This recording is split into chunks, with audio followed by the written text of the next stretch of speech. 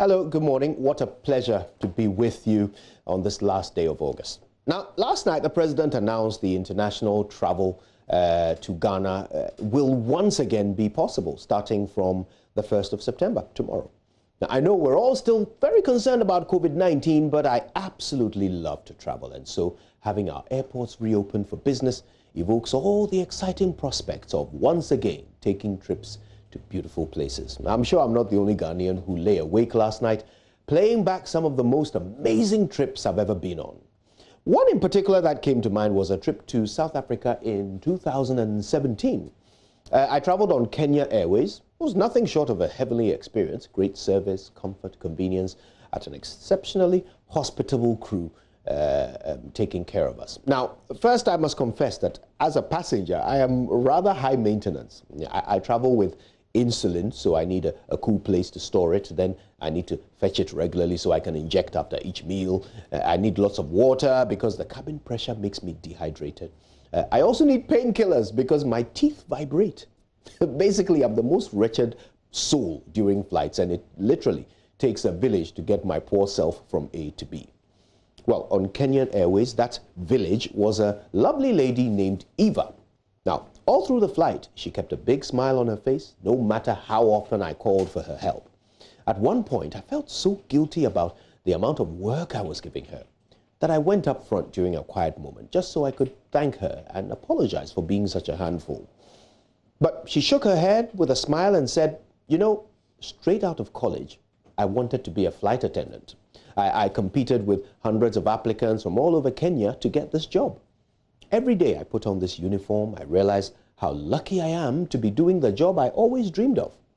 I'm fulfilling my destiny every day with everything I do. Every time you ask for my help, you give me another chance to fulfill my purpose in life. So don't thank me. I should rather thank you. Now, I'm paraphrasing what she told me, but I tell you, I was moved. Now, I know we all talk about taking pride in our work, but I wonder whether we appreciate what it truly means to do that. We all insist that we love what we do, but in reality, we only love it until a challenge comes along. When we apply for jobs, we say things like, oh, I have excellent customer service skills, or, oh, I'm a real problem solver, or my favorite, I work best under pressure. Yeah, we say these things because we want to get the job. But when the job is given to us, and the first difficult customer walks through the door, we lose our patience with them. We are all problem solvers until we encounter problems. We all work best under pressure until we are put under pressure. So today, I would like to recommend Eva's attitude to you. Just cast your mind back to the day you interviewed for the job you're complaining about today. Do you remember the things you used to ask? Just how well are you fulfilling your purpose? A new week is here. Together, I want us to make the most of it. I want us to consider every challenge, every task, every obstacle, every moment of crisis as just another opportunity for us to fulfill our purpose. Let's welcome these opportunities and grab each one as it comes. That's how you go from being indifferent to making a difference. My name is Kojo Yankson, and it is the pressure that gives me pleasure. Good morning, Ghana. Well, great motivational message from the morning man there. And as always, we'll have him regularly on the show each morning to give us some of these good ones to inspire us. But moving on, let's bring to you our latest news update. Government has reopened the Kotoka International Airport to international passenger traffic after 3 months of closure. Now, the airport was closed about 5 months ago as part of restrictions to curb the spread of COVID-19. Delivering his 16th address to the nation since the outbreak of the COVID-19 pandemic, the president announced that government has decided to reopen the airport because public health officials could now conduct rapid tests to enable the isolation of passengers who might arrive in the country with the virus. After weeks of thorough work, I'm satisfied that it's safe to do so. Fellow Ghanaians, I'm glad to announce that Kotoka International Airport will reopen and resume operations from Tuesday, 1st September 2020. This decision has been communicated to all international airlines. It has been well established that the very first cases of COVID-19 in Ghana were imported into our shores.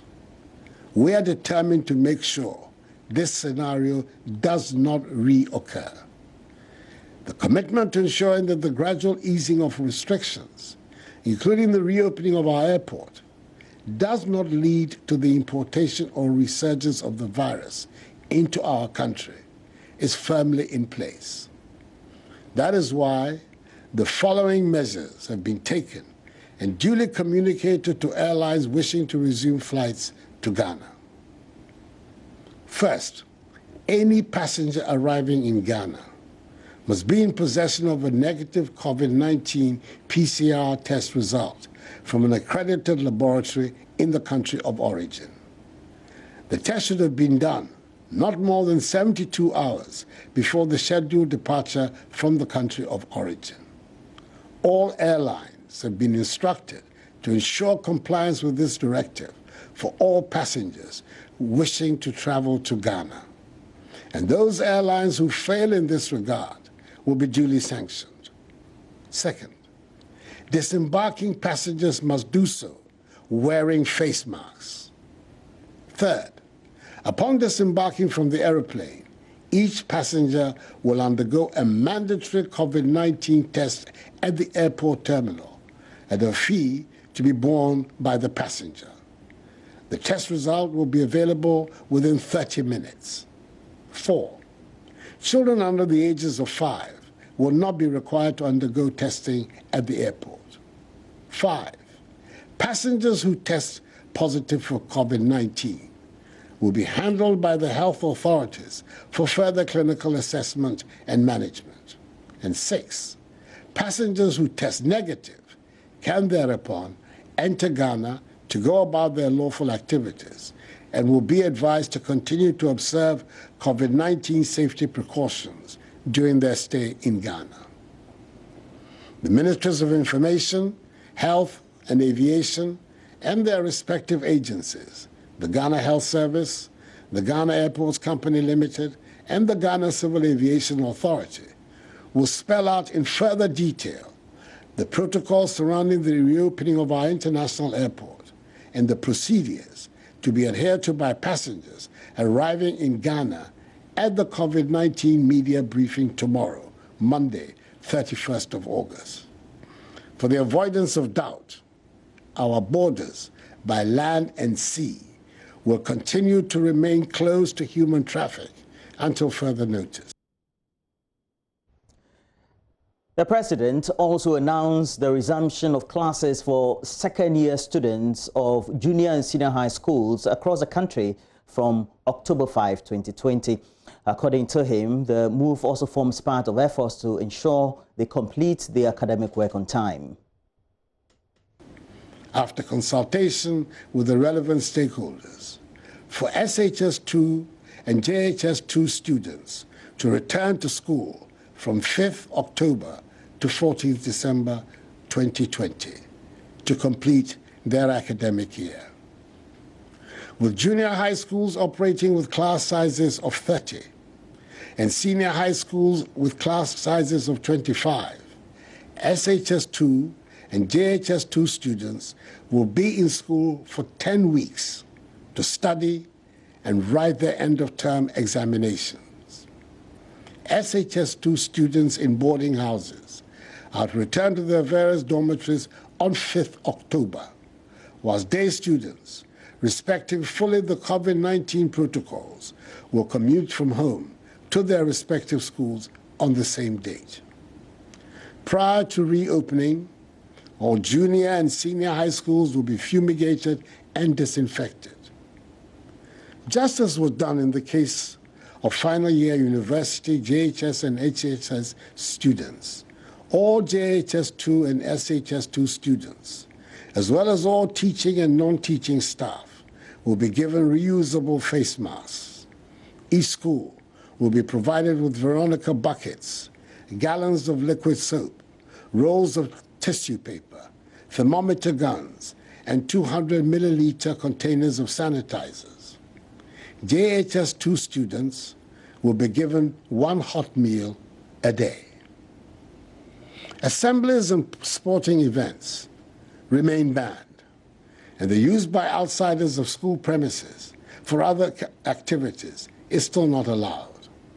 We will continue to ensure that each school, which does not have its own sick bay, has been mapped to a health facility and care is provided to the sick by nurses assigned to them. The Ghana Education Service, after further consultations, has decided to postpone the remainder of the academic year for all nursery, kindergarten, primary, JHS1 and SHS1 students.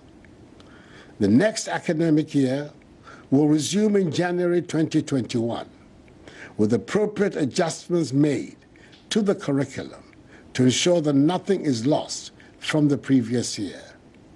The relevant dispositions will also be made so that the presence at the same time in school of all streams of students can occur in safety. Now we take you to the Upper West region, and it's where lack of a district hospital, erratic reimbursement of claims from the National Health Insurance Authority, and inadequate critical staff are key challenges hampering healthcare delivery in the Lambussie district. Director of Health for the district, Dr. Richard Wuda-Seme, notes the absence of a district hospital also forces them to refer most cases to neighboring district. Correspondent Rafiq Salam brings us this report. This was Dr. Richard Wuda-Seme's maiden speech since he took over the position of the Lambussie District Director of Health Services, a district considered to be not only deprived but one of the poorest in the Upper West region. For a son of a former Assistant Commissioner of Police, it is a district with endless opportunities despite the myriad of challenges they are grappling with. Free accommodation for all health workers, performance-related monthly top-ups, the opportunity to further education at the earliest acceptable time, payment of renewal fees for all professional bodies, promoting and upgrading all staff on time and ensuring that their inputs go through.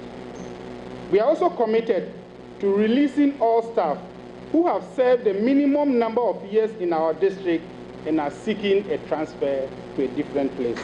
The occasion was also used to reward hard-working staff and those on retirement for their dedicated service. The district was adjudged first and best district in holistic assessment carried out in 2019 in the Upper West region. Lambussie District Chief Executive Brian Mawikono on his part spoke of government's commitment to ensure quality healthcare delivery for the people. As you are all no doubt aware, the government of the New Patriotic Party sees quality healthcare delivery as one of its topmost priorities. Apart from being the first to introduce pro-poor healthcare interventions, such as the National Health Insurance Scheme, our government recently procured and distributed over 300 ambulances throughout the country, to which the Lambussie district was a beneficiary. To give meaning to his commitment towards access to healthcare delivery, His Excellency the President also announced the construction of 88 district hospitals, and Lambussie district has been selected to benefit from this project. And we are going to do everything possible to make follow-up to ensure that Lambussie gets its share of the construction of the hospital. Reporting for JoyNews, Rafiq Salam, Lambussie. Inadequate workforce, particularly doctors, physician assistants, midwives, pharmacists, laboratory technicians, just to mention a few. We have inadequate fleets of vehicles, and most of them are even in a poor state. We are constantly confronted with the erratic reimbursement from the National Health Insurance. Koroche, our district, since our district still does not have a district hospital, and this puts a lot of pressure on us, because sometimes we have to refer most of our clients to our neighboring districts, particularly the St. Teresa's Hospital in Nandom. Dr. Wooda penciled out measures to address the challenges. We will develop a rural incentive package that is attractive enough to make our district the preferred destination for all health. Down south, the Metropolitan Archbishop of Cape Coast, the Most Reverend Gabriel Charles Palmer-Bako, is urging Ghanaians to see COVID-19 as a gift from God. According to him, the pandemic calls for reorganization such that the year 2020 will have to be relived. The Most Reverend Gabriel Charles Palmer-Bako was speaking at the investiture of Henry Arthur Jan as the new headmaster of the St. Augustine's College. Richard Kojonyako has more.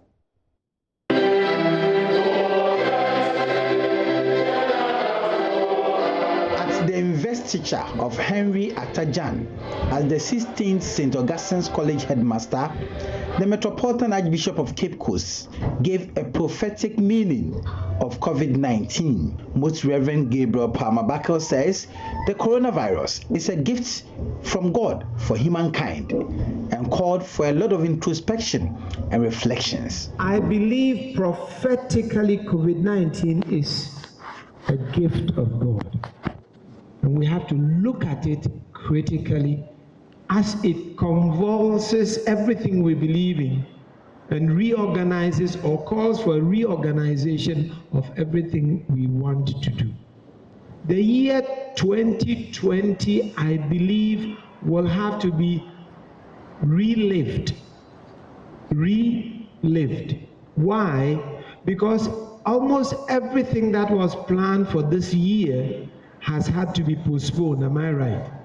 We are living in very awkward times, as the headmaster said. The new normal is going to require of us to reorganize structures and order. Otherwise, my fear is that the gift of COVID-19 could rather leave us totally in a shambles. It is true that we have what we call an upheaval, a convulsion of everything we believe in. But I believe COVID-19 is also a blessing from God. It has come to stay. The new headmaster of St. Augustine's College, Henry Atajan, pledged to build upon the standards set at the college and improve upon it. I promise that together with my team, we'll do our best to first maintain standards and with the help of God, even improve on the standards in the college. I would like to thank you all for your support to the college and to me in particular. The new headmaster takes over from Mr. Joseph Cornell. Richard Kojonyako, JoyNews, Cape Coast. Well, we have to end the bulletin, but before we go, the flag bearer of the opposition NDC has wrapped up his tour of the Oti Region, appealing for vote for a second chance to govern the country.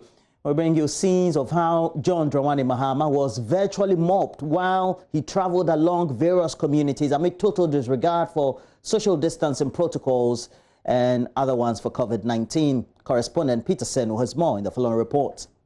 Unkunya Ahinkro was the first stopover. Drumming and dancing were what preceded his arrival. These intensified when John Mahama finally arrived. This woman, with her shoes, if you like, could not hide her joy.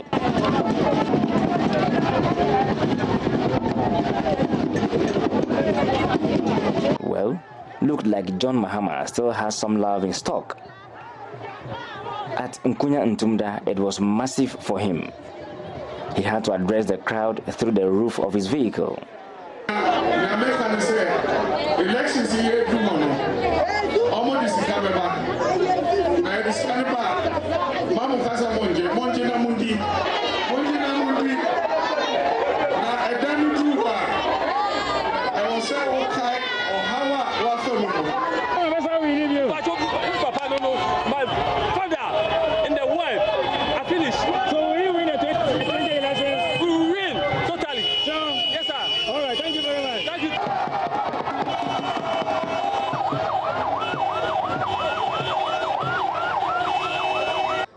Aura, this woman with her baby in her arms could be seen chanting with some level of vigor. Not only that, the area needed some spiritual fortification. John Mahama still has the crowd in the Oti region. Could it also be because of its previous voter association? Well, but Samia Uku, the national organizer for the new patriotic party, said his party would want to make the Oti region its second stronghold. I can assure you that the NPP will gradually make the Oti region our second stronghold. I tip the Oti region to be one of the regions that someday the NPP can strongly rely on for its electoral fortune. That is possible, though. But for me, new wine in an old pot would not taste much better than what the pot previously contained. The entourage was mobbed in every community along the way to Dambai, the regional capital. This compelled chiefs and their subjects to wait deep into the night, some of which went as far as midnight. During John Mahama's last day in the Oti region at Kejebi, he had tough time passing through Cement, Mimpiasem, Jinjisu, Menusu, and finally Okanta. As to whether these numbers would translate into the real votes needed to win him the presidency, December 7, 2020 would tell. As for social distancing and wearing of the mask, you have seen it for yourselves. Need I say much? But it is worth noting that John Mahama and his team members were wearing their masks as I observed them during the 3-day tour of the Oti region. Don't forget, COVID-19 is real. Peter Senu for JoyNews. Well, we have to end the news, but we do have more news as we have a couple of the newspapers right here in the studio. Do stay with us.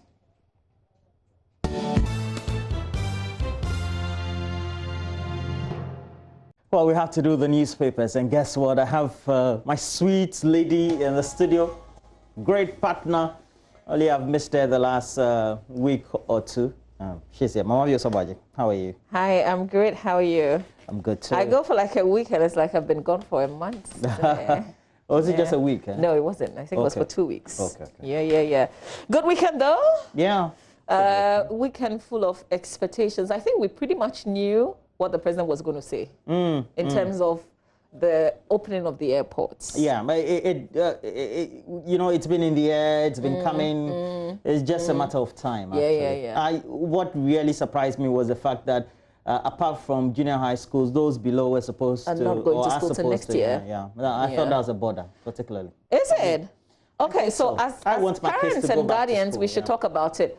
I was totally satisfied with the January 2020 reopening of schools for primary I want schools kids to go to school. You want them to go to, why do you want them to go to school? Because my children are still doing it online, which is, it's not the best because they are not. Mine too. They're on vacation currently, but they are too. But I'm thinking that the kids, based on my experience, are distressed, but it's for health reasons. So I kind of understand the situation that the National COVID-19 Committee finds itself. So, and we're talking about young people, etc. I'm not in a hurry for my boys to go back to school. Well, that's okay. Maybe a month or two ago I was not, but I think right now they've been home for too long. You think? I think they need to go socialize. It's a bit of a stressful. I don't know the situation in your home, but the situation I experience at home and with their friends. Okay. I think it's a bit stressful for them, even though they are home. Okay. It's a bit stressful for them. Okay. Yeah, so. But if they have to stay home till next year and that's for health reasons, why not? I think the once a week Zoom classes where they get to see their friends and then they chat, and I realized that they've also formed groups. So those who are really friends have their WhatsApp groups where they chat. I mean, it's dangerous to let your children on the loose on social media, but for the sake of what you describe, which is if you keep your friends away, your children away from their friends for a very long time, they become bored. Most of the time you hear, oh, mommy, I'm bored. There's nothing to do because it's the same old things that they are doing. But you know, everything comes with some good times. And just this morning, we had a story in which at the investiture, Reverend Palmer Bako did say that we need to relive the experience, that it could come with some good times and good things as well. And I think that having children play with technology has been the best thing I think ever happened. And we're getting to spend a lot more time because each time you go, and I know you that's see not your going to go children. away because it's not going to be part and parcel of schooling. Yeah. I'm not in a hurry. Roland is in a hurry to send his boys back to school, but they're older than mine. So what do you also think? That's a conversation that we'll have later on in the morning here on the show. But we have to do the newspapers, Roland. Yes, please start with the graphic. Okay, Daily Graphic, Monday, August 31, front page of the paper. President abates COVID-19 restrictions. International flights resume tomorrow. Land sea borders remain closed. New academic year begins January 2021. But that's for a certain group that we've been talking about, the primary students, school children, pretty much the largest, actually. Government wholly owns a Japa, according to Finance Ministry. Clients of 22 fund managers to be paid, according to the Security and Exchange Commission. Daily Graphic Editor picks award. Congratulations to Mr. Kobi Asma. And then Graphic Virtual Photo Exhibition opens today in the center spread. That's a news feature. Building stronger development institutions. NCCE in need of retooling. We can't say it louder enough. I mean, with everything that we talk about, we need a team that will disseminate that information. We need a team that will do the continuous education. And the Constitution has set up one, the NCC. Unfortunately, they lack a lot of things. They don't get their funding. They are under-resourced, and people continue to make the appeal. I mean, we've gotten to a point where we are making an appeal, but mandatorily, they need their funds. I mean, it's not something that we should be appealing, but that's where it's got into. So there's a feature in the center spread on the work of the commission. That's the NCC. You can take a look at it in the center spread of the paper. So there's an official of the NCC delivering information on COVID-19 in the Western region. And then we see the chairperson of the commission, Josephine Nkrumah, leading some officials of the NCC for COVID-19 sensitization in Accra. So contrary to what some people have said, that they're not doing enough, well, with the kind of resources that they have, they're pretty much doing what they can do. So that's it on the back page. Rearing for food and jobs to distribute 929,000 livestock. Farmers in Northern Region introduced to fire detention mobile app is also another story on the back page of the paper. We'll come back and do some stories, hidden in some of the pages a bit later on, but let's follow up and do the Finder newspaper. Front page of the Finder, government owns a Japan 100%, according to Finance Ministry. Nigerians in Ghana not being harassed, according to Kojapon Nkrumah, the Information Minister. President Akufo-Addo cut sword at Keta, 85 million euro water project to benefit 400,000 people in 3 districts in the Volta region. Court clears customers of 22 firms under SEC to receive payments. Court orders NDC candidate to apologize to Afenyo Marking, pay 25,000 Ghana cedis over defamation. This is the second defamation case that I'm reading in 2 weeks. I think there was one last week, and then this other one. We will share a bit of it with you. WAEC releases timetable for BC. The basic education certificate examination would begin on Monday, September 14, and end on Friday, September 18, in all the registration centers across the country for all junior high school final year students. The candidates will write English language and religious and moral education on Monday, integrated science, basic design. You can check it out if your ward is writing. You want to be familiar with how it's going to play out. But this story about Afenyo Marking, well, we'll come back to that on the politics. It is here on page 2, so let's just share a bit. The Winneba District Magistrate Court has ordered James Kofi Annan, parliamentary candidates of the National Democratic Congress for Ifutu constituency, to retract and render an unqualified apology to Alexander Afenyo Marking, the New Patriotic Party parliamentary candidate for Ifutu constituency, over defamatory statements he made. The court, presided over by His Worship Isaac Oheneba Kufuor, also awarded general damages of 20,000 Ghana cedis and cost of 5,000 Ghana cedis against Annan. So Annan, at a press conference on March 17, 2020, read a statement in which he made several allegations against Afenyomarking. Afenyomarking, who deemed the allegations as untrue and defamatory, sued Annan to retract and apologize for the defamatory statements he made against him. So that's the beginning of the matter. You can continue to read on exactly what he may have said, but I think what is important is what the court has said he should do. Let's see. So that's it really for the Finder. Let's continue with the Ghanaian Times. Front page of the Times.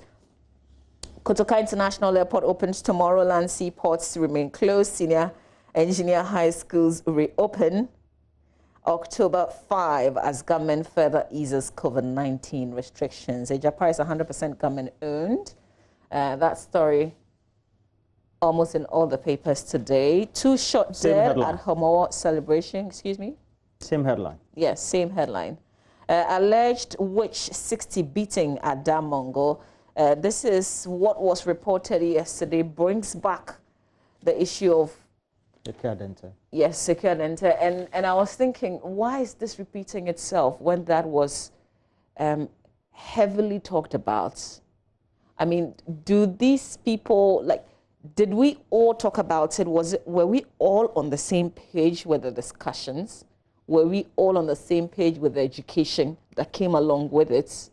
Were we all, and when I say were we all, I'm talking about people I'm not down there. You get what I mean? So people in all these communities. I'm not sure there was education. There was publicity that was given to a tragic event that happened, but the education will involve maybe putting together a communication strategy of engagement, identifying who you have to engage, which part of the communities, the society tend to do these, because it is a socio-cultural problem. And then when you're doing that, what sort of behavioral change communication actions do you need to undertake? How do you monitor and evaluate? Then you come to some of these outcomes. That's when you can achieve an output. So we talked about it as an issue. Yeah. But there wasn't, there wasn't a deliberate kind of education. I think sometimes we get a certain misconception that even though the media was supposed to inform, educate, and entertain, we assume that once we broadcast or publish the information, the segment of the population are educated. No. That is why, for example, when it comes to sexual reproductive health, there's a deliberate effort that is made to implement behavioral change communication actions.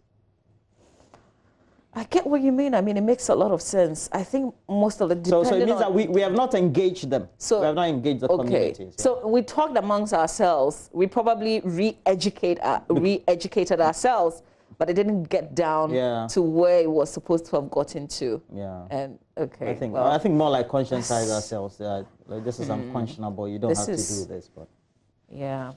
Well, on the back page of the Times, drought destroys 600 rice farms in Ketu North. And then the University of Education, Winneba revamps poultry farm for more yield. The last paper, before Roland comes in, is the Daily Statesman on the front page. Finance Ministry, Ejapa is 100% owned by government. €85 million Qatar water project takes off. President reopens Kotoka, but harbours and land borders still closed. Ghana responds to accusations by Nigerian government. That's how the front page of the Daily Statesman looks. Today, the last day of August 2020. This day will never come again, so enjoy it. Make the best out of it.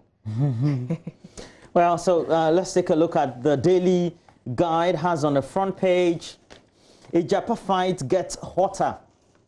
100% government owned. Has an attached picture of Ken Ofori-Atta, the finance minister. Down there we have another witch brutality case recorded. Okay, so it's another witch brutality case recorded. It says this time the victim is Mary Ibrahim at the hospital, as pictured here after the attack. Ahoy book gives NDC headache. Up there we have Nana opens Kotoka airport to international flight, I have to say. Domestic flights were ongoing before this. Yeah. So Okay, let's go to the back page. Enter party race. And just over the weekend, I was reading a story from one of those British websites, or even a newspaper websites, about how Juventus was also interested in Thomas Partey, who is valued at £40 million, apparently. Yeah. Not bad. Yeah, looks like he's the old-fashioned box-to-box, defender. Defensive midfielder of a sort, but also goes attacking when he has to. GFA receives COVID-19 cash. Gunners gunned down Liverpool to lift Community Shield. Whoever wrote this headline definitely is an Arsenal supporter. Gunners gunned down. Yeah. Center spread, we don't have the picture there, but it says Oti Region beat Sarkodie others to win VGMA's Artist of the Year. Congratulations to him. But I thought that Sarkodie had done a lot for the year, or within the year to win, but still, Oti Region... So for those of you who sound like that, if you have a group of people in a category nominated, and we say that each of them deserve it, or we know ahead that any of them could win, why do we say other things when one person of some other things? That they're all in the category. But they could go for any of them. Look, Sarkodie is somebody who may have won it, so we know that. Look, giving it to Oti Region is almost like a compensation. Is it? Yeah. The winners are, why the winners are? Just Sarkodie winning awards for VGMA. It's not the same. But I think that he's a good lad. He's very good at his craft. Yeah. And he's come. I've heard the criticism. Some people say, which song? So I've heard people. He's had a number of songs. I've heard people say that, but even the songs, like they're not really like they're like some 1 line, 2 line, like it's not.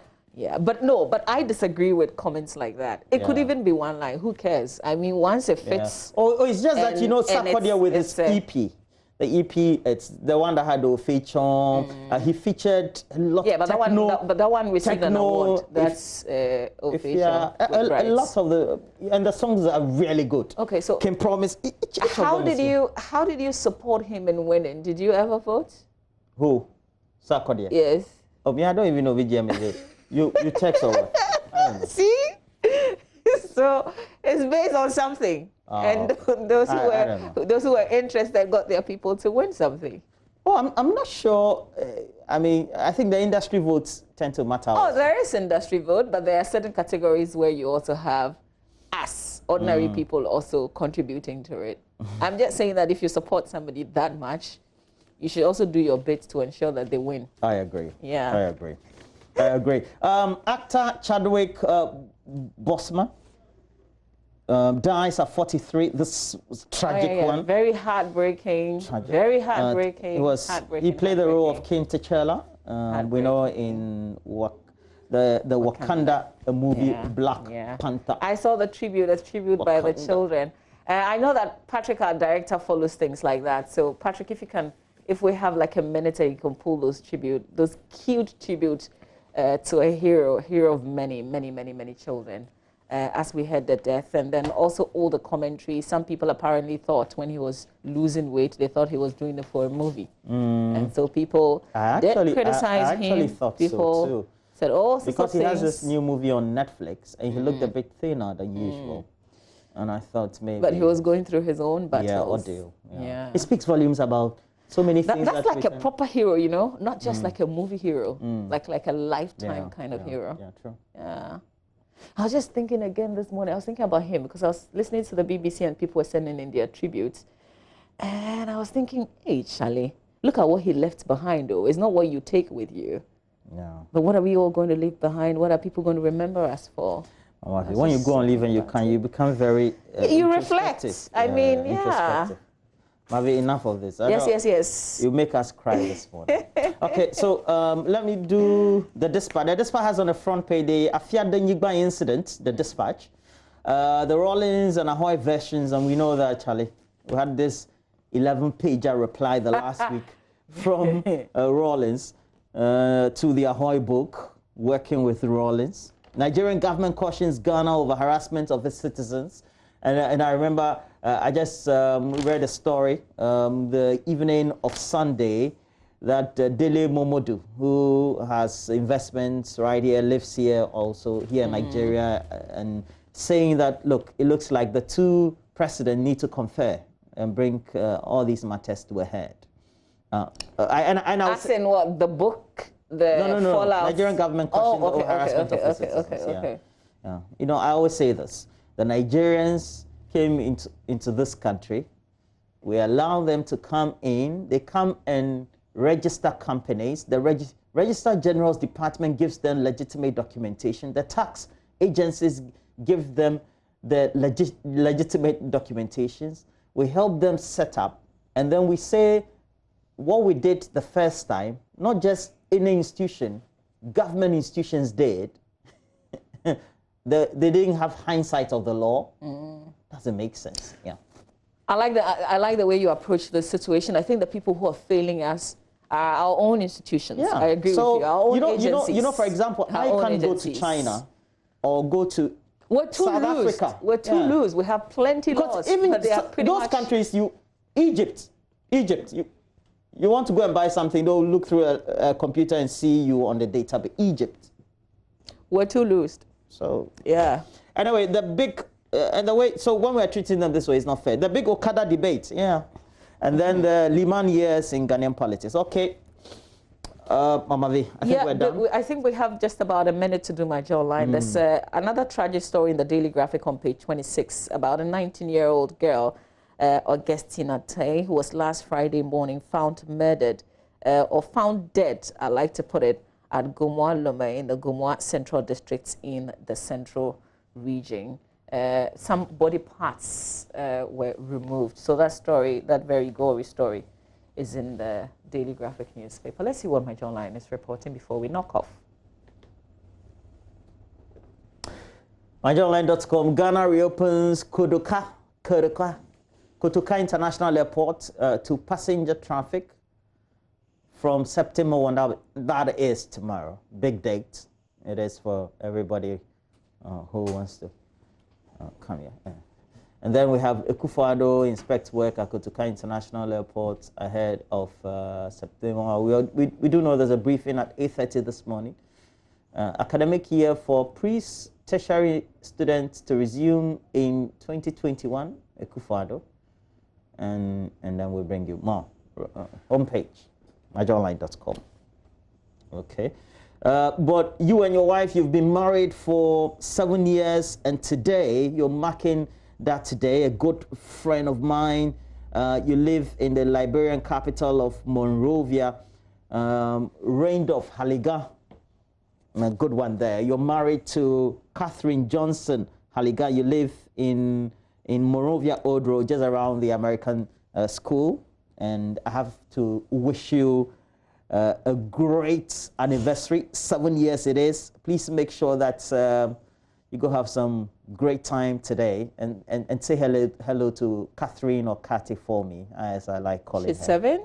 Yeah, they're 7 in marriage. Oh, okay. Yeah, 7 years. Oh, happy anniversary. Yeah, happy anniversary. Again, Randolph Haliga, and then Catherine Johnson Haliga, Mrs. Enjoy your 7th anniversary. You're married, 7 years. Yeah. Happy anniversary to you. Well, we have to take a breather. We'll bring you sports. But the biggest news really pretty much is still on Messi. With that 700 million clause that his club, well, is it still his club? Yeah. Is insisting must be met. He didn't attend the pre-season training. Yes, yeah, he did. on Sunday. Yeah. He was sending a message. I know one person who loves football, chief executive of the Wembley Sports Construction Company Limited, Robert Coleman. Good morning to you as well. Great man there. Always in the thick of things when it comes to football. That's many of the Astro chefs that we have in. Well, so a lot more on that. Medical tests, what's happening with Messi, what's happening with my own club, Manchester United. It looks like Chelsea. Oh, my God. Am I going to go to Chelsea this season or the next season? Well, Benedict is up next with what's happening in the world of sports. Stay with us.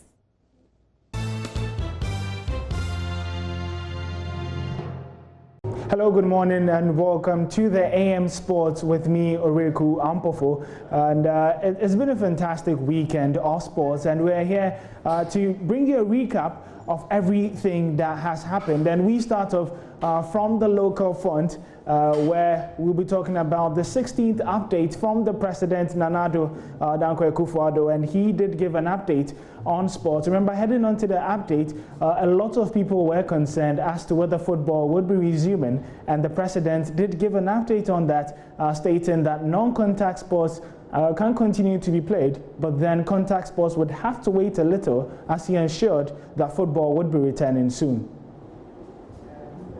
A decision will also be taken on the resumption of contact sports, including football, taking into consideration the imminent participation of our national teams in international competitions. As a known lover of football, I know how devastating its absence has been, and it is my hope that very soon we will all have the pleasure of playing and watching the beautiful game again. Until then, non-contact sports are the only sporting events permitted to take place.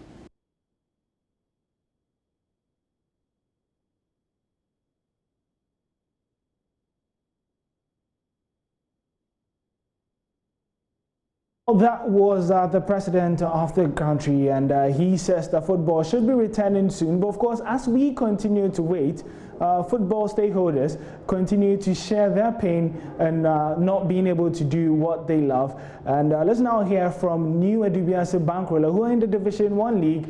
And, the bankroller, Abdul Salam, has been talking about, how the side has been struggling without football being around.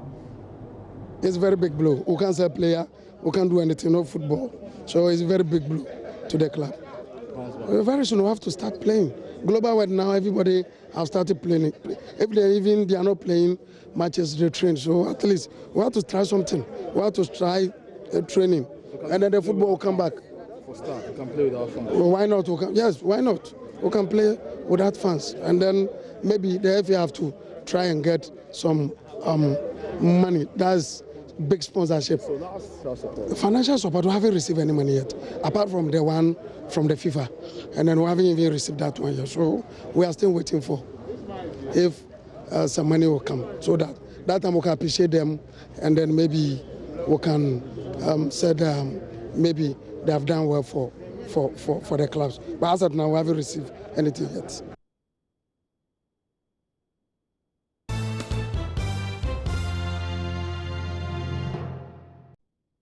Broaden the discussion further. What the president said, what are the implications? Well, so far since we had the easing of the restrictions, what actions that have been undertaken by way of the observance of the protocols, the measures that needed to be implemented at the various sectional areas of our country, that gives us some hope that, well, as we broaden these relaxed restrictions further, these could be the implication. We have Dr. Michael Owusu, before now was a regular contributing to issues of COVID-19, decided to take a break for some time. He's back. He's a virologist with the Kumasi Center for Collaborative Research into Tropical Medicine. He's joining me. Good morning to you. Yeah, good morning. Yeah, great. And then Colonel Festus Abuaje, retired as a security analyst, also is joining us. Good morning to you, Colonel Abuaje. Well, he will join us soon. But on the clinical side, Dr. Owusu, it means, first, let's start with the schools. We've seen how the experiment has gone on so far. And so what could be the implications? Yeah, good morning. Just hold on. Colonel Festus Abuaje, retired, security analyst, joining us. Good morning to you, Colonel.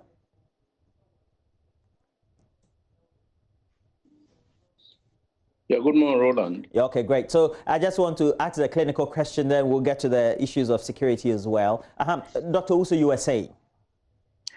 Yes, so good morning to your viewers, and good morning to Colonel as well. So from the school side, I think that we have seen one aspect of how we manage this situation using test case of the the SHS 3 students who went to school, and then also how we dealt with the situation that came to us as a country. And I also think that the government perhaps also took into consideration some of the shortfalls that occurred during the situation, and which is why I influenced the decision that was made now. If I understand what was said, SHS2, JHS2 will be allowed to resume school, and then JHS1, SHS1, and then the kindergartens will be allowed to go to school next year.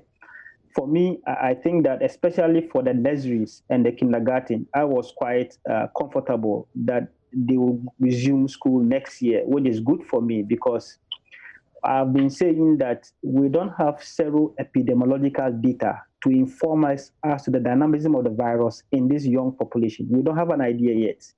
We know that the virus pathogenicity is quite low in Africa. It means many people are not dying. But how it will play out in nurseries and kindergartens, we don't have an idea. And especially for those populations, you can't enforce mask wearing. Many of them may be in crowded areas. And I cannot imagine if there is an outbreak of a respiratory virus in these populations, how easy it will be to deal with it. So I think that postponing the nursery and kindergarten to next year to allow for the active case count to reduce. I hope by next year, January, we may have 0 active case counts. At that point, you may be a better place to allow this to go on. So on the side of the nurseries and the kindergarten, I think that it's good that we are pushing this to next year, whilst we channel resources to manage the GHS2 and then the SHS2 as they go through this situation. Well, I do understand the issues of the lack of data for that section of the demographics, but we also do know that broadly what the conversations have been. If you read what the publications are, or the literature's published in the various medical journals, the Lancet I cited a couple of weeks ago, they'd say for that category, they usually don't tend to record a lot of fatalities or the point where they have to go for admissions, etc. Roland, you will agree with me that the virus moves from, behaves differently from continent to continent. Even within the continent, subpopulations within the continent have different ways they respond to the virus. There is large data out there from the Western countries, Europe, Asia. We fully understand how the virus plays out in children. But I'm not sure whether you have seen any data on these populations in Africa. We don't have this yet, because most of the testing we have done, from what I have seen from my facility, have been in adults and young children, mostly 15 years and above. Hardly do you see data on very, very neonates and 1 year, 2 years, 3 years, 5 years. These people are not normally tested. So because you are not sure of how your population will behave or respond to a virus, you always have to be very careful. And we have histories in Ghana. In Ghana, respiratory disease or infections seem to be the #1 killer. If you talk about pneumonia among children less than 5 years. Many children less than 5 years have a number of respiratory viruses, even before this SARS-2. So children don't respond very well when it comes to respiratory viruses, coupled with other things like bacteria like pneumonia. And especially we are entering into the Harmattan season. If you have a combination of this SARS-2 coupled with Streptococcus pneumoniae or some Neisseria hitting around the same time among children who are in populated area, one can become a risk factor for the other. So I think that these are things that we have to watch out, which is why we cannot say that the data out there looks good because of what we have seen in Europe. But if you don't know what pertains in your African population, you have to be very careful, which is why I think that pushing especially the nursery and kindergarten a bit forward to allow for further reduction in the active case count, I think that is the most prudent way to go. But whilst we do this, we should be able to collect very good data on these children, understand the virus epidemiology in this population to inform us as to how we'll be able to manage the situation coming next year. Well, even though this question may not necessarily be on security, which I'll ask next after this, what's your own observation so far? based on what the response of Dr. Michael also is. Let me pose this to you, Dr. Colonel Festus Aboagye, retired. Well, I think, once again, the sense I get is that the time allowed for the decision to be made, which was yesterday, and for passengers to start streaming into the country, that is Kotoka International, which will be tomorrow, is a bit too short, probably for some people to try and meet all the requirements. Simple as it might seem, obtaining a PCR test result probably may not be that easy, depending on where a traveler finds himself or herself. Now, if I go back to the early days of the quarantine, especially in my case, because I arrived, I think, on the second day after the imposition of the quarantine, ordinarily, I wouldn't have expected the military to be involved. But once again, in our environment, it looks like the military has to be everywhere. So one of the roles that they can play is the logistics. When I arrived, they had transportation to load our baggage on, and then buses to transport us to different hotels. Because the regime now is a bit different. That invariably, many people would be going home. The few who would be testing positive will now need to be either quarantined at home, self-isolation, or quarantined at some other facility. I don't see a role for the military unless maybe the police don't have the numbers. Because the issue, as explained by the doctor, is one more of public safety. And public safety is ensuring that, as per yesterday's presidential address, you arrive, you change the mask that you were wearing on the flight, you are given a new mask, the places have been marked, you stay in the queue, you sanitize, you test your temperature, you do whatever. These are all public health issues. In any civilized environment, I don't see any hula baloo about anybody not trying to comply. But be it as it may, as I've said, if the military is going to be involved, they should play a supporting role to airport security in the first instance, and to police who should be deployed. The idea of seeing our military all over the places, in all instances, to me is not the norm. And we need to find a way of moving away from it. And I'm saying this because yesterday the president said that it's only Kotoka that is going to be open. All our land borders, sea borders remain closed. And as you and I know, as of last week, I think there had been some reinforcements to the border, to ensure, one, counter-terrorism, two, the COVID, measures to stop infiltration of persons into the country using unauthorized routes and so on. So that should be all right. The military involvement in support of immigration, customs, police, other security and intelligence agencies, that I think should be all right. There's a question about, knowing that we deployed a lot of immigration, border patrols, military, etc., across our borders because we deemed COVID-19 to be a security issue. How do we look at the nuances then, these relaxations, and how we relate it to the general security within the confines of the country? Again, to you, Dr. Colonel Aboagye. Security has many elements, many elements. And military defense security is one. It comes into play in the best instance or in the worst instance, when there is aggression. Now, when we say COVID is a security issue, we mean it's a human security issue. It affects the health of individuals. So the main focus is on the public health aspect.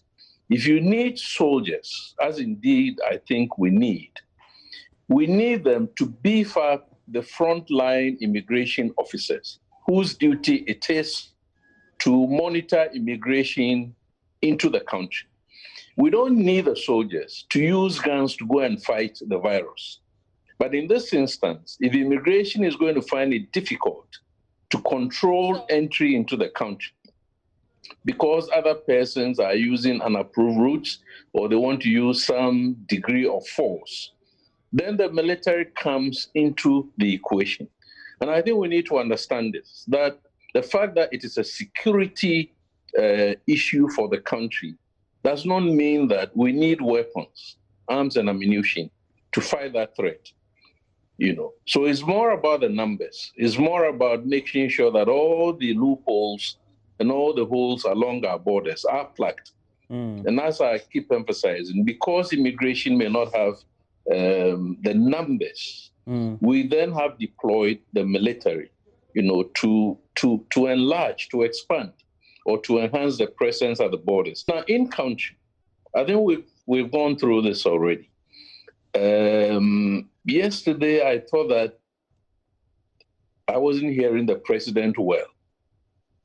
Because when we talk about dealing with persons who violate the restrictions, you and I know that there have been many instances in recent times, especially by political actors, who have thrown caution to the wind. So what exactly do we mean that we're going to enforce the regulations? And indeed, does the enforcement require soldiers? So yes, there is a security dimension. We must get all citizens to comply, wearing the mask in public, businesses having the, sanitizing and hand washing equipment, spacing or distancing and so on and so forth. I don't think we should be using the military to enforce this. The military, I keep saying, must assist the police or support the police to do the enforcement. And in the worst case, what you're talking about is arrest and detention of persons who violate without any instance of manhandling or that arbitrary, summary punishments and so on and so forth. In a democracy, it shouldn't be happening. And I think we all need to discourage that, But if people argue that the military commands more respect, and when they see the military, they do what is right, that is fine. But for how long are we going to continue to do this? Because you and I know that in other jurisdictions where democracy is a bit more grounded, you don't see the military, and I'm looking at the UK, for instance. We're not going to see the military at Heathrow or Gatwick just because there is an enforcement of COVID. But you're going to see airport security, which is the norm. And airport security has got all the resources. Because enforcing any measure is not necessarily through the use of guns, I think these are the points that I wish to make. And it's also obligatory on the side of all of us as citizens to realize that these measures imposed or put in place by the president, are in our own interest. I don't see why we should be going around not wearing masks with all the funny excuses that we cannot breathe and so on and so forth. Unfortunately, the thing that saddens me the most is that I wouldn't be caring about anybody who refuses to wear a mask. But the danger is that deviant or that deviant practice might end up infecting me or infecting somebody else. So that is why we're all concerned. So the call must be to citizens to comply, in the first instance, rather than being compelled, being forced, and whatever it is to try and accept very, very simple measures, as I choose to call it.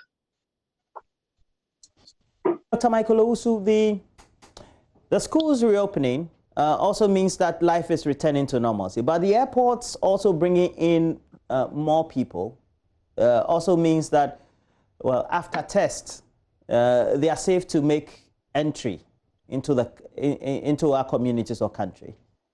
Is there any health implication to that at all? Knowing that, well, we've performed some tests, 50 minutes, we've had responses or results, and so once they go into town, everybody is safe.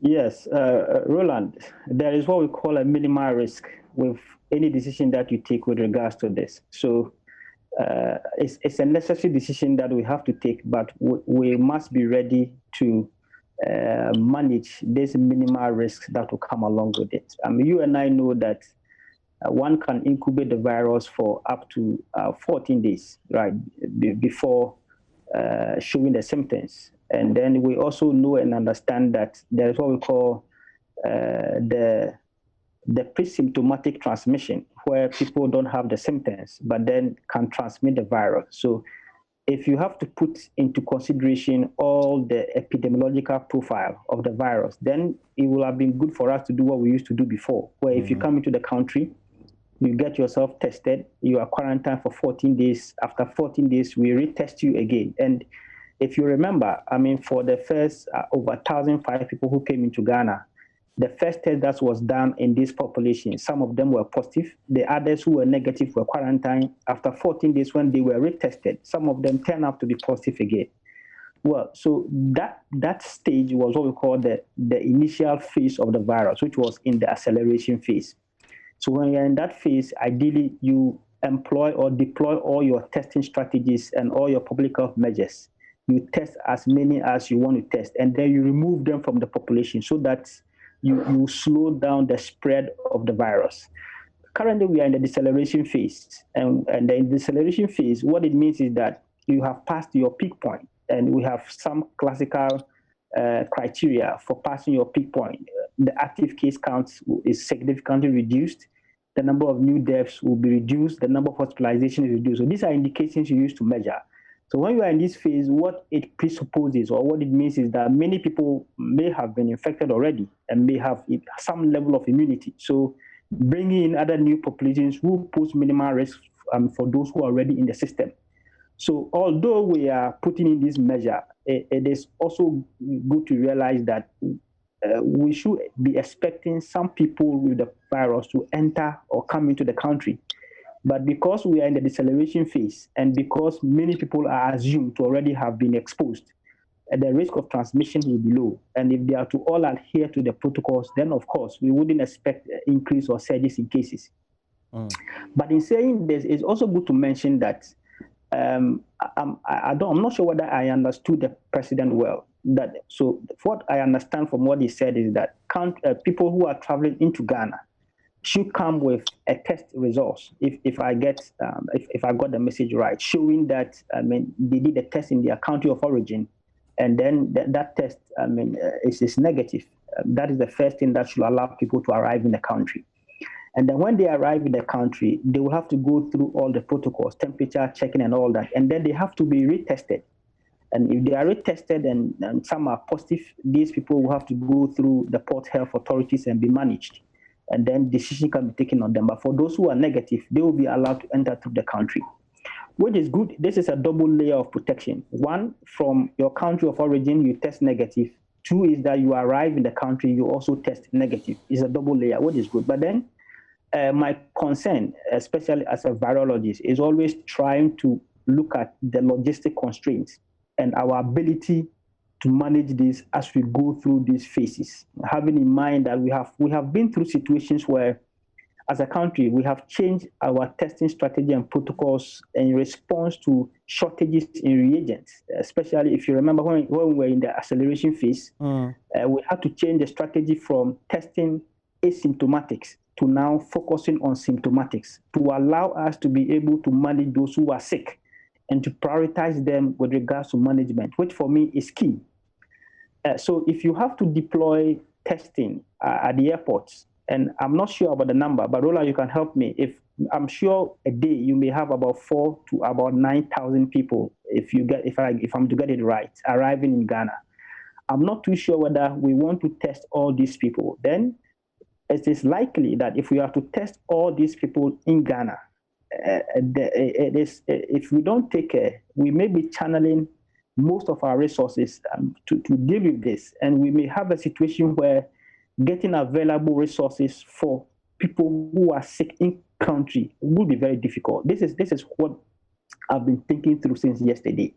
If you have followed through the International Air Travel Association, they have issued some criteria and some guidelines. One of the things they recommended is that it should be enough for if you can trust the source of tests for the people arriving in your country, and we think that the test is quite original, then you may not want to go through a second level of testing, because statistical modeling has shown that if somebody is positive for the virus, you only will expect some 10 to 20% of people to show positive within the first 48 hours if you test them.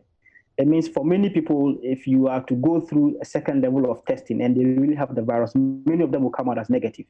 So even if you have to do this, maybe we have to do some form of a pre-trial, test the many people who will come. If many of them are negative, then I think it will be better for us to manage our resources, because we don't manufacture these reagents in Ghana. Ghana does not manufacture PCR kits. We import all these kits from Europe and from Asia and many other countries. So we should be careful not to channel our resources to testing all people who arrive in the country to the point where we will not have kits available to deal with people who are sick in country. This is where my worry is. I'm not sure whether I got the statement right, but if this is how it is, then I think that we have to perhaps look at it well.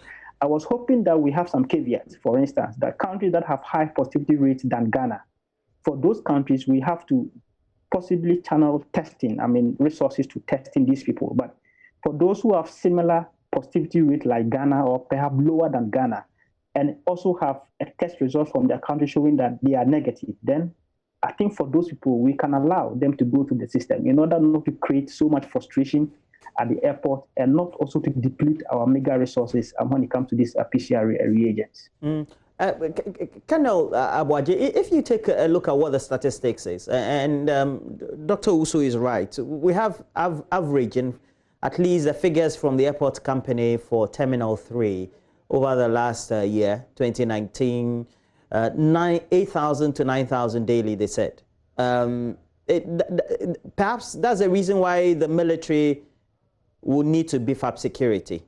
If in such instances, what usually are the modules or the protocols that are observed, knowing that already we have airport security or immigration that are in place?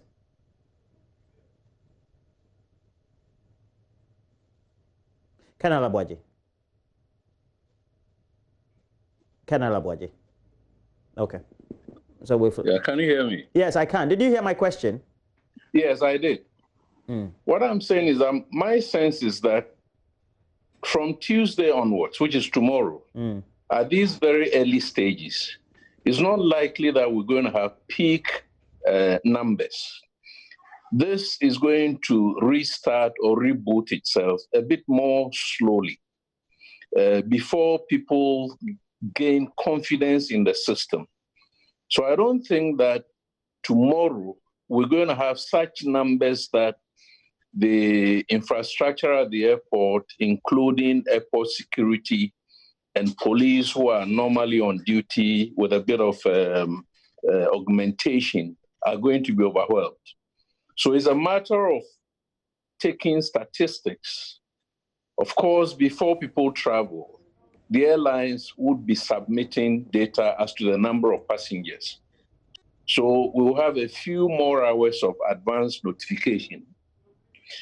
Even if it's 9,000, I don't think 9,000, and indeed if you know how flights arrive at the airport, they all don't land at the same time.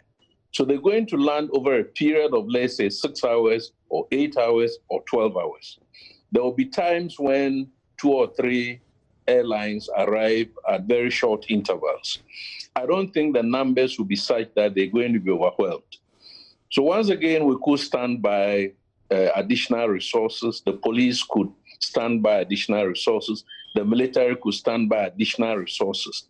But when I watched the video yesterday, when the president was being taken through the protocols, it's a matter of people being told, please walk here, please stand here, please do this, please do that. Airport security plus aviation, whatever it is, are capable of doing this. And if you have arrived at any terminal anywhere in this country, it's not a place to go and flex muscles when you know you should be in the queue and you don't want to be in the queue, when, thanks to some NGOs, they've now provided markings on the floor and somebody is just observing, say, please keep your intervals.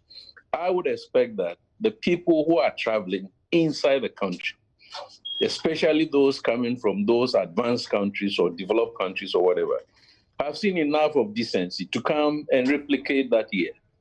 I wouldn't think that tomorrow we're going to see such chaos that we need now to have soldiers and police all over the places. But nevertheless, we need to be cautious, and therefore we should have some police, some military on standby in the vicinity of the airport or close by, in order that if need be, they could beef up the numbers. And I want to emphasize that the role that they will be playing will be using their presence to add to the numbers, not using guns. It's not going to be necessary for anybody to use a gun in the vicinity of the airport when people are being transported to certain isolation centers and so on and so forth. All that they will be doing probably will be providing escorts, to ensure that the people comply and get to the isolation centers and remain at the isolation centers. Indeed, at the isolation centers, per my experience during the quarantine, you're also going to have security. And the security that I saw was largely police, 2 police officers with 1 military, for instance. But the logistics, as I mentioned earlier, were all provided by the military.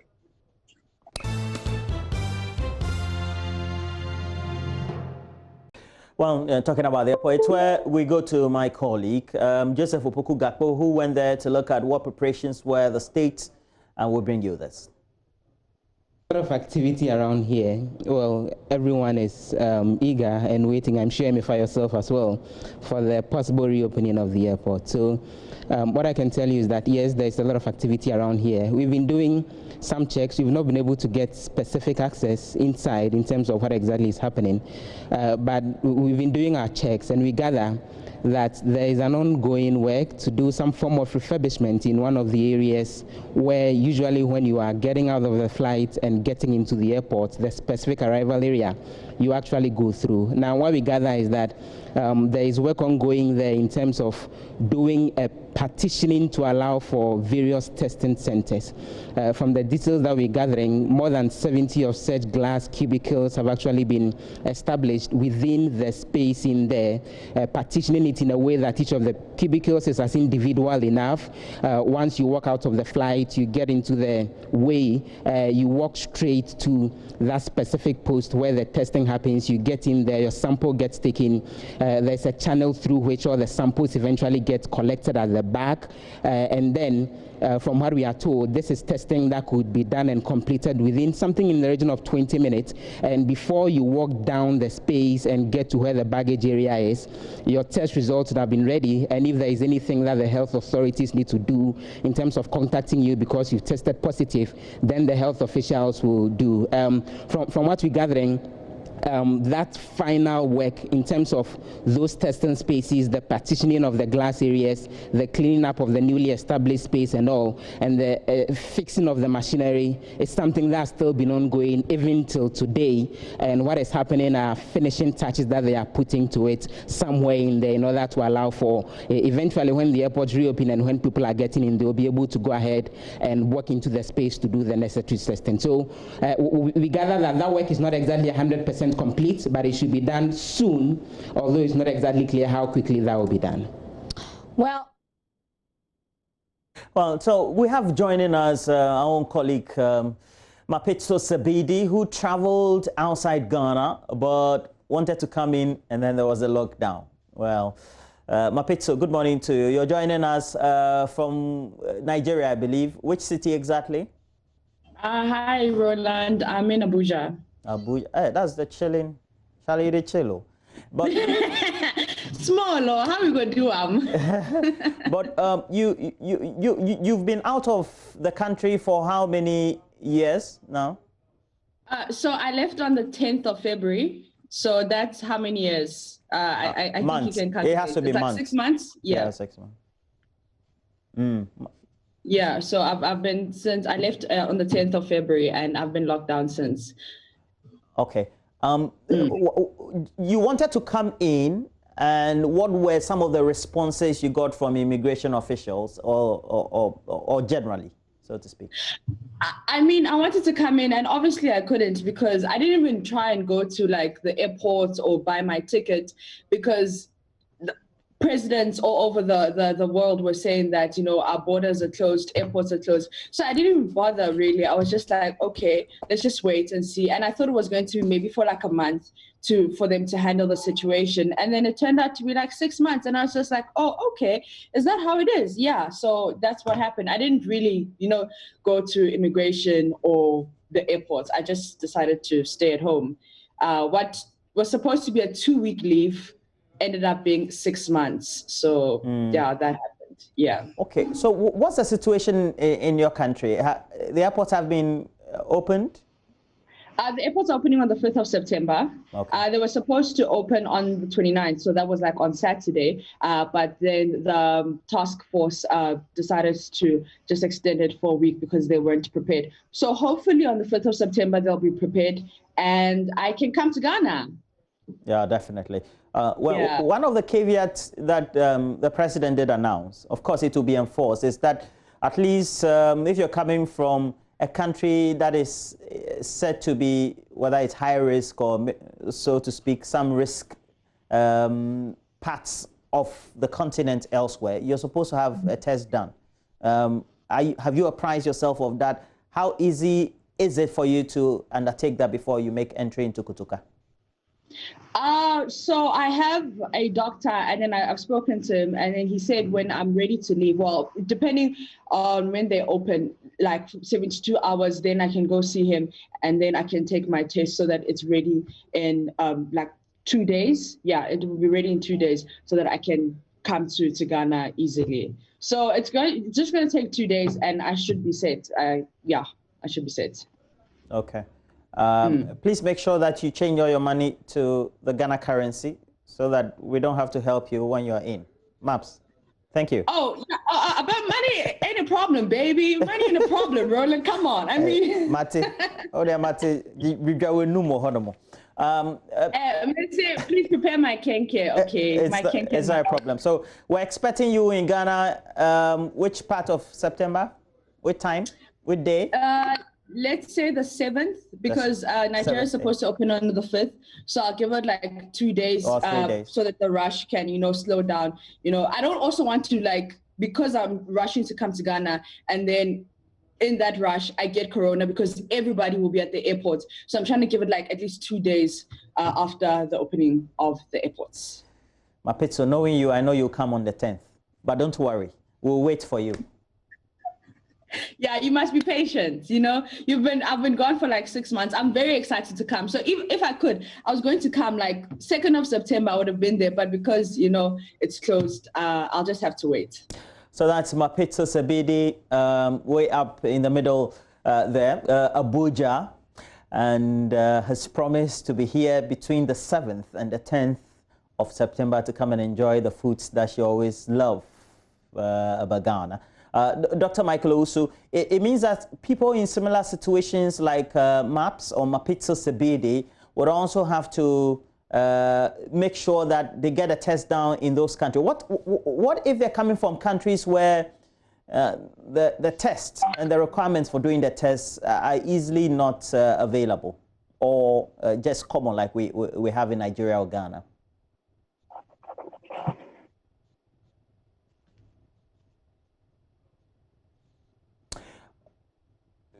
Dr. Owusu, so I'm asking, people in the situation of Mapitso, like maybe whether it was Ghana or Nigeria, will have access to the test. What if they're coming from countries where the tests and the kits thereof are easily not available?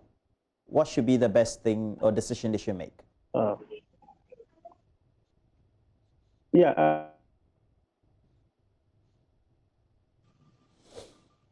Roland, I'm sorry. I think I lost the connection. If you could... Well, so I'm asking, Mapitso is in Nigeria. She wants to come into Ghana, and I'm asking, well, Nigeria has all these kits and the tests available. So I'm asking, if, let's say, you're coming from countries where the tests and the kits and such clinical actions regarding COVID are not available, what should be the decision they should be making?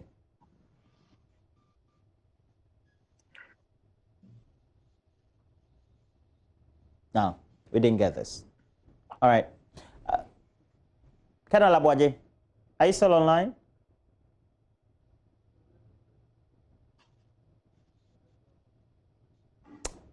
All right, we seem to be having some difficulty with the internet. And so, Dr. Michael Owusu, okay, yeah, you're speaking. Please go ahead, Dr. Lambussie.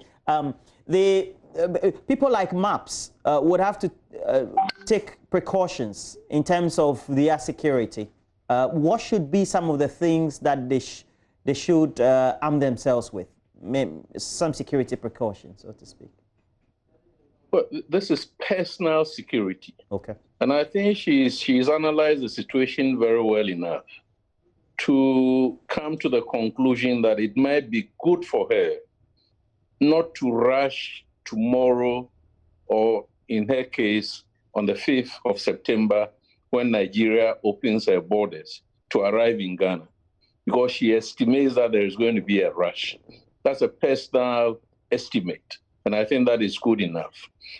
Secondly, like when I was returning, this cannot apply to anybody, but I surmise that given the pandemic, it might be better for me to spend a few more dollars and travel by business class or first class or whatever, which normally is a bit more spacious and not overcrowded.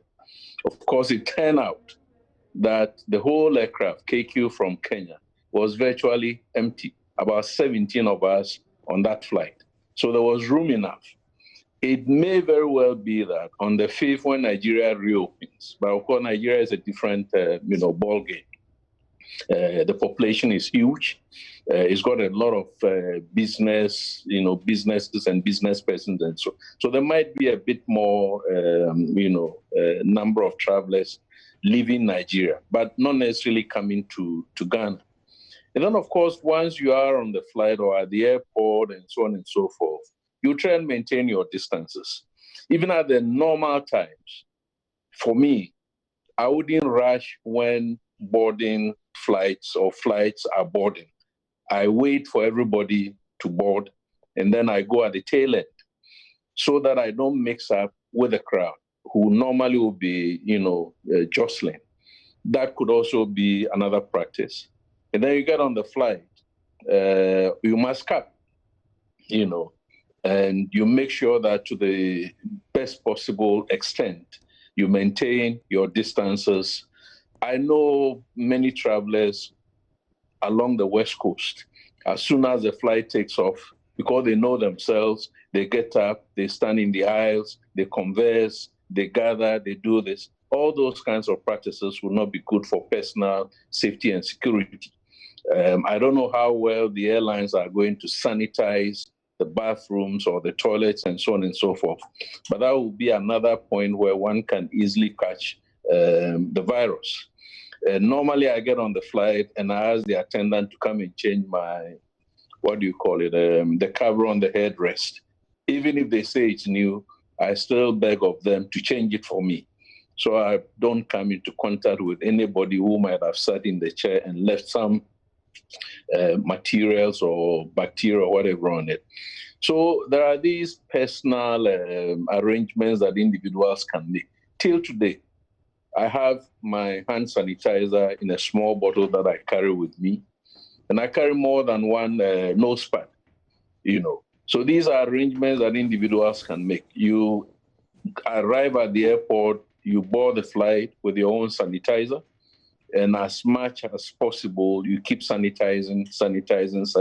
You rub the surfaces like your tray table and so on with your own sanitizer to make double sure that, the virus has not been left by the occupants who were there before you. Then, of course, the rest, you leave to God and you leave to luck. But I think that the process will go on smoothly. Now, in spite of whatever has been said, I think there will be a bit of choke point at the places where the test will be done. Not where they are queuing to go through immigration, but where they're going to be tested. There is likely to be a bit of a queue. So the 20, 30 minutes depends on how many passengers arrive at any particular time and how many testing points have been set up. I think the authorities must be ready, if need be, to multiply the test centers, so that people don't need to wait for unnecessarily too long. When you travel and you arrive, depending on where you're coming from, sometimes your nerves are frayed, and when you are being asked to wait, and especially when nobody is telling you what is going on, which is one of our weak points. Public information is not one of our strong points. You get a bit nervous, and then you start maybe doing things that you shouldn't be doing. So all of these must be put in place. They owe it to the passengers who are arriving to explain to them what the procedure is and to keep updating them. That this is where we are, there's a bit of a choke point here, please wait, that kind of stuff. Then, of course, I hope they haven't forgotten. The so-called psychologists or whoever they are must be on hand. So people who test negative, they might be so disappointed, disheartened, that they will need psychological counseling. It must not be an afterthought. From tomorrow, those persons, whether they are Osofos, reverend ministers, imams, whatever, or psychiatrists or psychologists, whoever they are, must be on hand to be ready to assist people who, get into a bit of a shock or surprise. These were lessons that we learned the other time as an afterthought. But these lessons must now be brought to bear upon this new process. Well, thank you very much. Great discussion so far. Colonel Festus Abuaje retired as a security analyst and also a consultant as well. And then also helping us do the discussion on the clinical side, Dr. Michael Owusu, a virologist with the Kumasi Center for Collaborative Research in Tropical Medicine. But in the meantime, talking about medicine, etc., if you don't do science, read maths as well. You can become a virologist. I mean, it's logical. So we're going to look at the National Science and Maths Quiz. It's another year again from September 8th to October 8th. All the updates will be right here on JoyNews. But how do we bring you those updates? We have the conveners as well as the quiz mistress herself all in the studio to keep us up to date. Do stay with us. We're doing that next.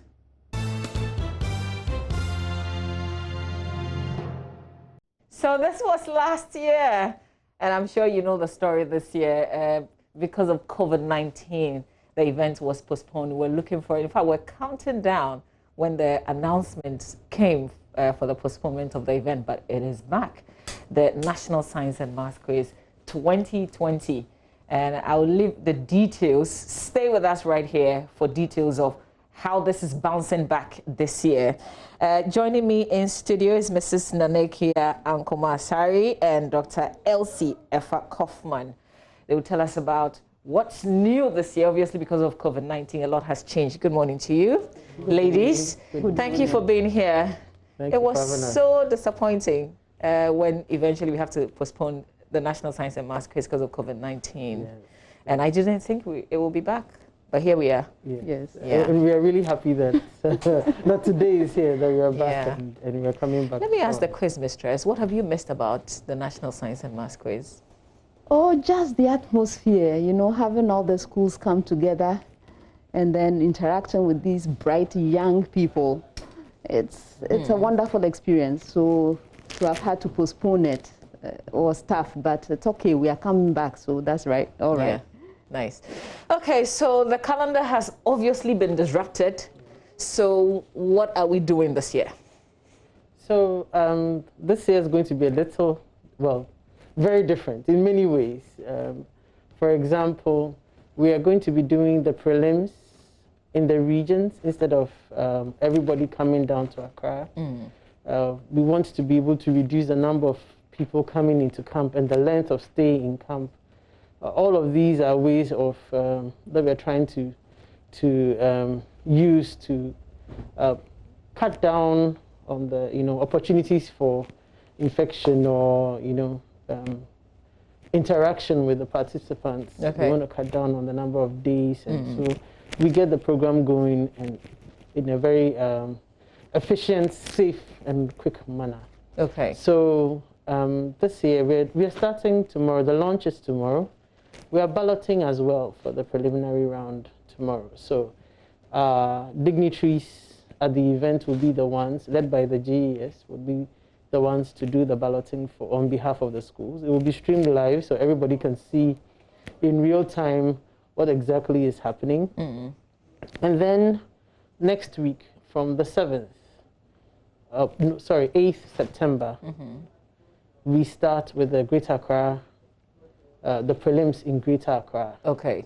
And then we move to Cape Coast to do Western and Western North and Central. Okay. And then at the same time, we'll be doing all the 5 northern regions in Tamale. Okay. So we'll have 2 teams working at the same time to do the prelims in each region, out of which we'll have 40 contests at the regional, well, not regional level, in the regions, because it's the prelims of the national championship. And then we'll have the 14 top runners-up join the 27 seeded schools and the 40 winners to make 81 schools coming to Accra for the 1/8. Okay. Yeah. All right. So one thing is clear for the prelims, we're not having schools all coming to Accra. the Greater Accra region, but we'll have the Greater Accra region contests. Yes. In Greater Accra. In Greater and then we'll Accra. move to the other regions. Yes. And then I'm sure. And then at the 1/8 round, there'll be 2 centers competing at the same time. In Accra? Yes, there'll be 2 competition centers at the 1/8. Okay. So that will also cut down on the recording days and the number of days we are going to spend in camp. Okay. Is that where you come in? No, not yet. This year, I will not be doing the 1/8 stage. I will come in at the quarterfinals. So if the contestants want to meet me, they have to make it to the quarterfinals. Nice. Yes. But I'm sure one of the things that you also worry about because of COVID-19 would be how safe the whole environment would be. So I want you to take us through the safety measures, what your concerns are, how do you think that we're going to deal with the situation? I'm sure Prime Time has been making a lot of arrangements around the safety measures, but we have to observe all the safety protocols, social or physical distancing, use of protective gear. Nanekia, what else does Prime Time have ready? We are testing everybody in camp. Everybody in camp, crew, contestants, teachers, everybody is going to be tested. We are going to be disinfecting all the working spaces after each contest. We're going to be disinfecting the halls after the day's competition. We are not allowing live studio audience. Now that's a heartbreaking one because I mean that's the thing, right? With the support and everything. That is true, but unfortunately the times call for that. We want to limit as much as possible our contact with the outside world. So how would people be part of the prelims, for instance? By following on social media. I know that JoyNews will be taking some of the contest live as well. So we're not allowing anybody, no audience. It would just be the contesting candidates. Yes. Okay. Yes. Okay.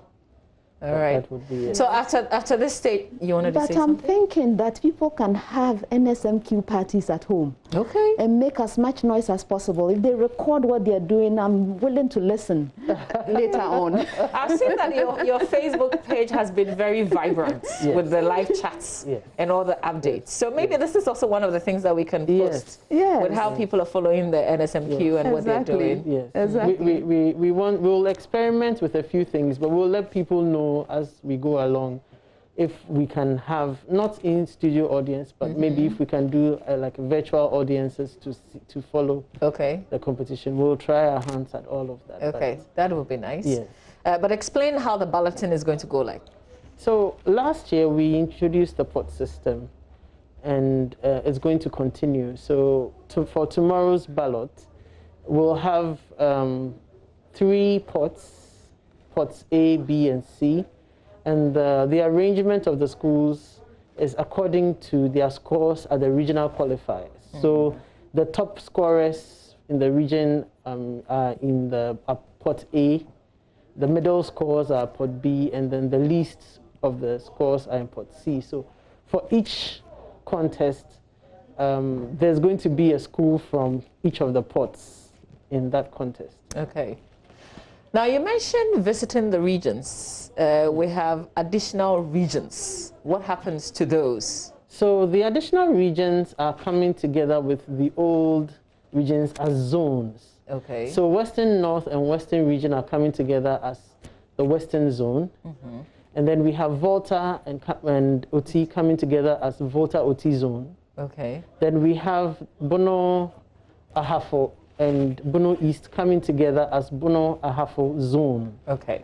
And then we have the one that will be taking place in the north is could be termed as a super zone now, because you have Savannah, you have Northeast, you have Upper East, Upper West, and Northern, all of it in the port. It's really because of the number of schools in each area. Okay. Ashanti, for example, has more schools coming from there than from all the 5 northern regions combined. So that's how we're doing it. Okay. Can I get some apple for the students who will be taking part? How do you prepare for this quiz? How do you prepare for this competition? It's the usual preparation. You know, we have a team of consultants. There are 4 subject consultants, and then there's a quiz mistress for each contest.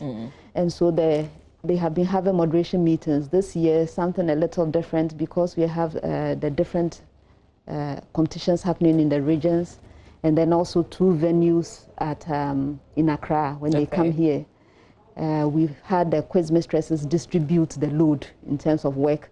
So each of the quiz mistresses was responsible for moderating with the subject consultants this year. So we've turned it into a modular system now. So it's not just me reading every single question. Now I don't even know what the other quiz mistresses have been doing in terms of their questions. But yes. So you're not repeating questions? I'm looking for a pop for the students. Well, the syllabus is always the same, isn't it? You know, the syllabus is still the same. And so it's up to the consultants to make it as interesting as possible by taking the same topic, the same concept, and certain questions around that in interesting ways every year.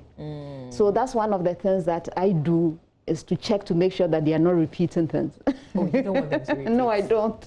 So it's the same theme, you know, the consultants complain, how different can it be? It's the same topic. But I need to get them to set questions a little bit differently every time.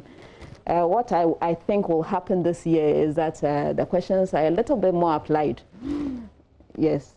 From quarterfinals onwards. Oh, no. You see, before they meet you. I've given you the apple. So but be ready to think on your feet. We need something to help us cross this hurdle before we come to that stage.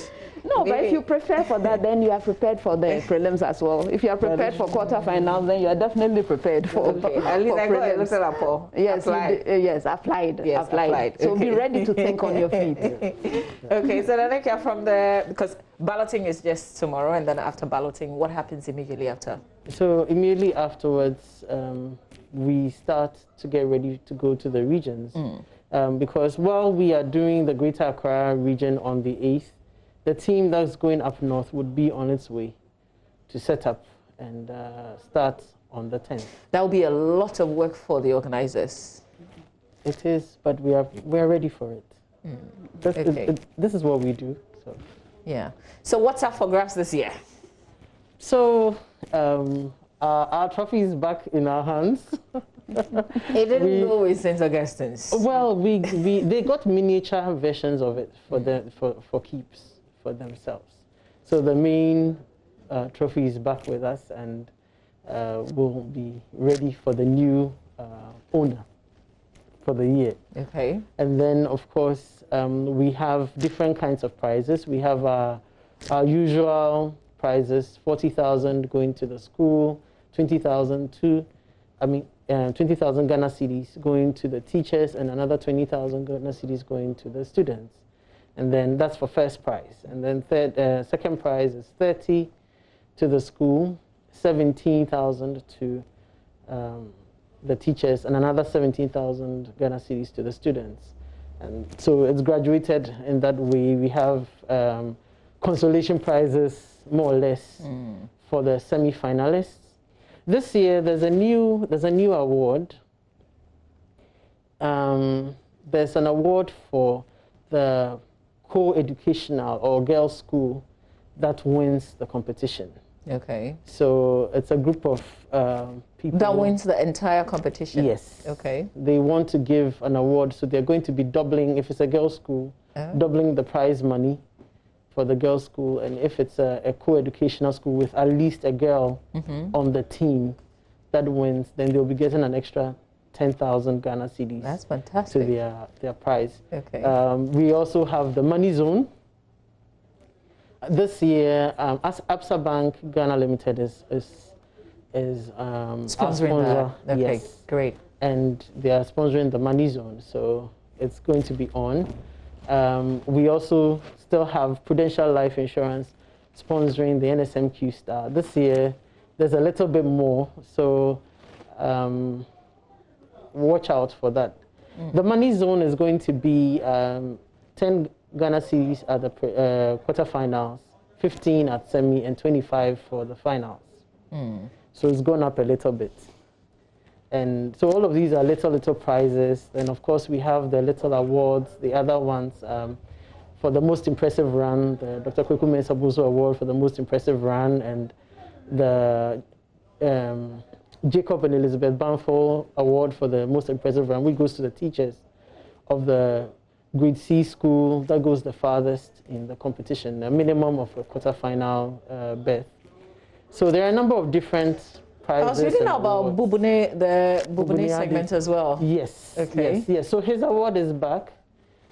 He's renewed it, and it's going to go to the best team. Please tell our viewers, remind our viewers again, especially those who've been following the National Science and Maths quiz, this name Bubune. So Akufo-Addo was one of the 1999 champions. In Fanspen School won it that year, and he was on the team of the champions.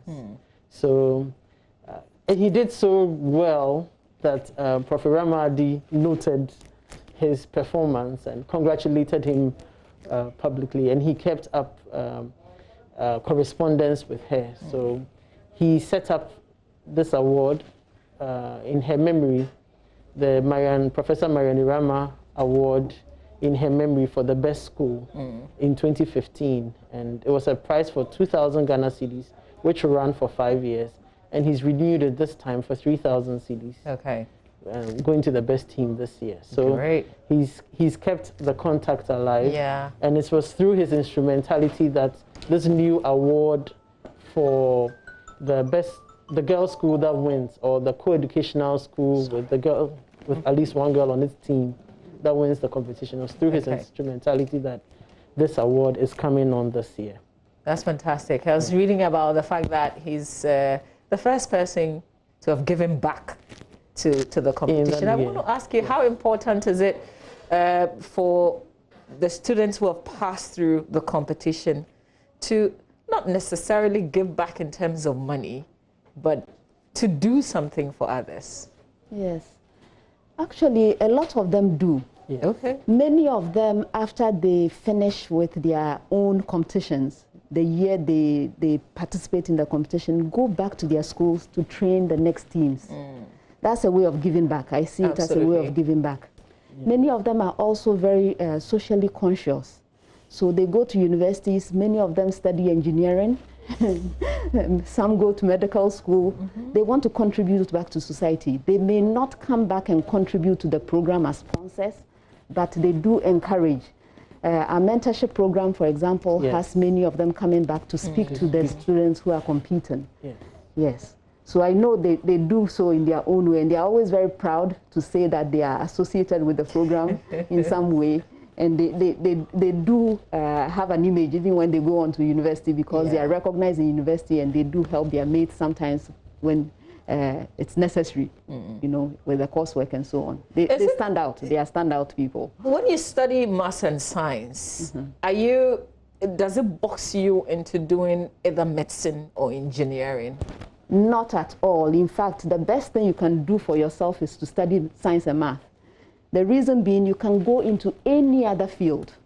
It's much harder to come from a qualitative subject into the quantitative subjects. But if you have a quantitative background, you can do any subject. So in fact, to become more versatile, I recommend that you do science and math. Okay. Some of us will need your help. It's not that bad. It's not that bad. Okay, so what are the subjects, the specific subjects that students will be studying to take part in the quiz? Do you go outside those set subjects, or you stay there? Well, typically we are looking at mathematics, physics, chemistry, and biology. These are the 4 subject areas. But of course, to solve a real problem, you need your multidisciplinary hat on. And so sometimes some of the problems require you to use knowledge from the various different subjects in addition to good judgment to answer the questions. So a problem of the day, for example, may require you to use multiple concepts in order to answer it. Right? Okay. But typically, well, all the way up to about quarterfinals, we are within the WACC syllabus. Yes. Okay. Beyond that, you're a champion, so you should be able to answer something a little extra. I'll ask how ready you are. That will be my final question to you. But I want to ask about the Sci-Tech Fair this year. Because of COVID-19, would it happen or not? So this year, we are not doing the Sci-Tech Fair with the quiz. We have plans to do it in November. As a separate program. Hopefully by then the schools would be back in session. But this year, even when we do it, we don't intend to do it as a school-based program. We intend to open it up so that other people can participate. So we won't do Sci-Tech this year, but the mentorship program is still on. Okay. Unfortunately, we can't do the tours program because, again, we want to limit contact with the outside world, and so we can't do that, or the picnic, which we had renamed NSMQ Intercore. We can't do those programs this year. We hope that the situation would improve so that next year we can have all the satellite programs back on track. So from prime time to our audience, those who follow National Science and Maths Quiz, what are the expectations? What should we expect in terms of excitement, in terms of the competition itself? Well, our viewers can expect the usual excitement. Even though this year things are going to be really, really different, they should expect our standards in terms of excellence and organization to be maintained. Okay, great. Please, my question. Are you ready? How ready are you for the 2020? I have to be. I have to be. So, do you look forward to it, though? I do. I'm still enjoying it. So, yes, I do look forward to it. Yes. Okay. And what should those who follow you? The quiz mistress has become also very popular with the competition, so people also have expectations. Well, How do you expect this year to go down? Oh, this year should be very exciting, I think. Everything is so different. We are changing the format in terms of the way we are organizing it, doing the prelims in the regions, having multiple quiz mistresses, even at 1A stage. Yeah. This is all very different. So that's a bit of excitement, I hope. But I'm expecting very good performances because we haven't really changed the way the format goes for a while. You know, we still have the same 5 rounds. And so the schools are now very comfortable and very used to the format. So I'm expecting excellent performances all around. Okay, great. Yes. I'm looking for a riddle. I know this is not my last conversation with you. So before they come to you, I'll have my own question for you. All right. You prepare. I will also be preparing. All right, ladies, thank you very much for passing through. It's exciting that the NSMQ is back in 2020. Can I say thank you to my sponsors? I'd like to say a really, really big thank you to the Ghana Education Service and the Ministry of Education for supporting us to be able to have the program this year. I want to say a big thank you to Absa Bank Ghana Limited for coming on and giving us so much support. Prudential Life Insurance for keeping faith with us for a number of years. They've been with us and they've come back. Goyle, Academic City, Accra College of Medicine, Medifem, Specialist Hospital and Fertility Center, Dano Milk, they came on this year, refreshed us in the regions. I'd like to say a really big thank you to them, to Third Eye Care, and to GTP for our lovely fabrics. Every year they've been with us for so long, and every year they continue to support us. I'd like to say a really, really big thank you to all of them for being with us and supporting us and keeping us motivated to think through our problem and find innovative ways of going around it. Yeah. Last but not least, big thank you to JoyNews Multimedia. In total, you've been with us. You've been our backbone in many, many ways for some years now, and we are grateful for the support that we get from you every year. Okay, well, thank you for the cooperation, and this year will be exciting. Even with COVID-19, we'll make it exciting. I'll be looking out for what you wear, though. I'll be taking the pictures. You see that it's already started. Yeah. So look out for the 2020 NSMQ. Well, something to get all of us out of, thinking about COVID-19. Something a lot more exciting. Those of you worried that your children are home and they're doing nothing, well, this is something to engage them. So look forward to it. We'll come back with a lot more, including show business news. Stay with us.